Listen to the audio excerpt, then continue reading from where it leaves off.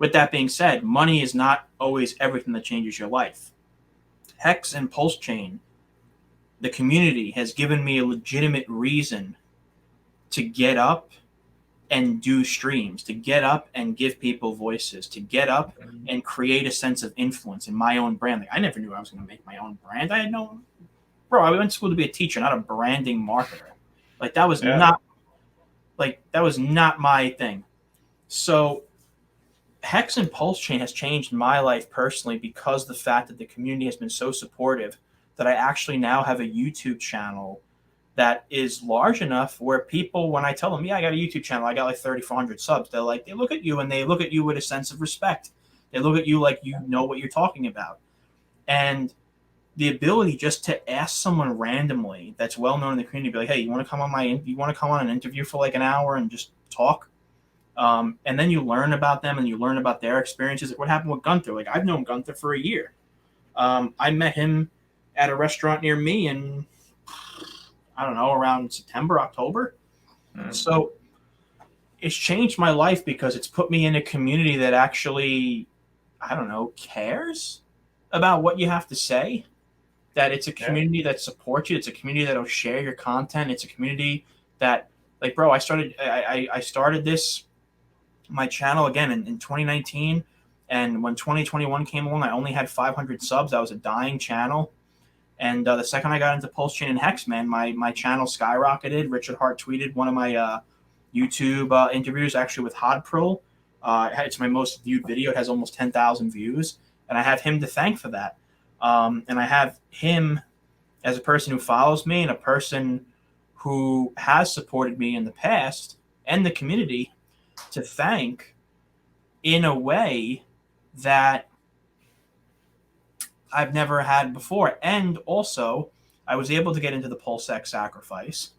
And there are very big benevolent actors in PulseChain that, because of what I do for PulseChain, I'm not going to name his name. Well, there's two gentlemen that have offered, and I'm grateful for both of them because, unfortunately, there was something that happened with an OTZ deal I had with someone.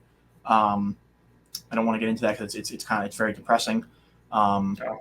Yeah, basically, I'll just say, unfortunately, the individual that gave me an OTC deal, he was one of the community members in PulseChain that passed away.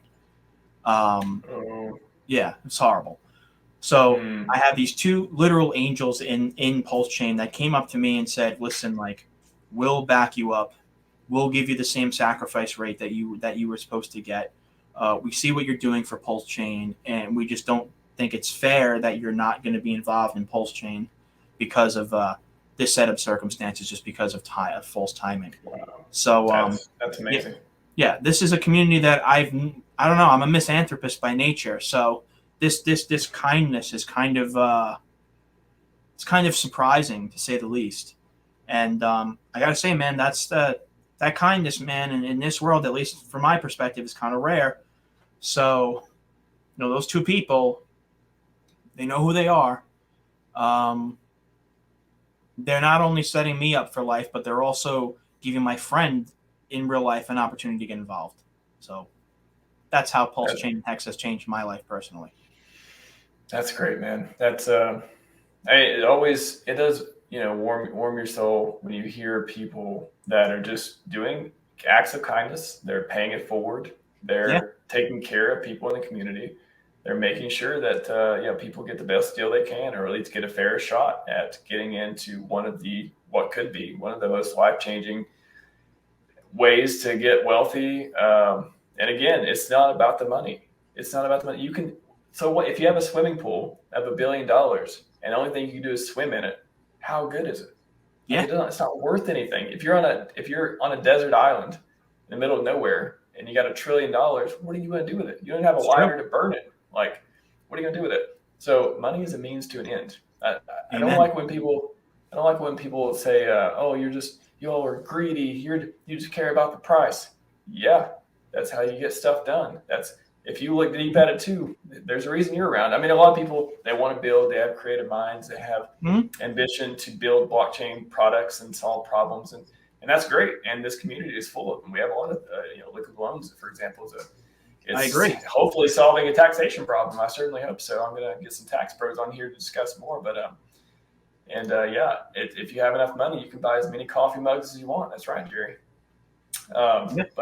It's a means to an end, and I think a lot of people they have this surface level. I don't want to be a part of it because, is it like they think of it? Anything that people are in it for money, is it just automatic? Is that the scam detector? Is that what it is? Like they conflate people doing things for money that they're not too sure how they work with must be scam. Is that what you think it is? Yeah, I appreciate that, Sweaty. Thank you. Yeah, that's it's tragic because there's so many people. So there's things Richard talked about too. It's really hard to get people who are sold on their favorite crypto to come over to another crypto. Like that's one hard part of onboarding. Oh, this is my coin. I like this coin. I spent all this time. They have that sunk cost fallacy of their coin, and they want to stick with it. Yeah. And then the other part is just convincing people that it is possible to get wealthy if you invest in the right project, and it doesn't have to be a scam. It's just because the returns are so astronomically different and bigger than anything else you've ever did does not make it a scam. It does not. And I've even seen people, I've had friends ask me, oh, but what if it's a scam? What if it's, I'm talking about HEX or whatever. What if it's a scam? What if it's not? I was about to say that. What if it's not? What if it's not? Like, why are you so pessimistic? What if it's not? And I don't say that blindly. No. I've been listening to Richard Heart for 5 years. I don't say it blindly. I don't think it's a scam. And if it is a scam, I'm not going broke. I'm not going to be homeless. I'm going to say, well done. That kind of sucks for everyone. Sucks for me too. But hey, I learned a lot along the way, and I got a lot of returns of knowledge and wisdom and being a better, smarter, stronger person in a lot of different directions. It took me on my wisdom journey that I've been on for the last few years, and I'm still on, and hopefully getting better and self-development, all that stuff. That's stuff that money can't buy. You got to want that, and you got to have somebody there. You got to have some, knowledge. You got to have the information available to make yourself better. And if nothing else, thanks for that. It could all be a scam. I'm better off for it if it is. Yeah, it's true. Great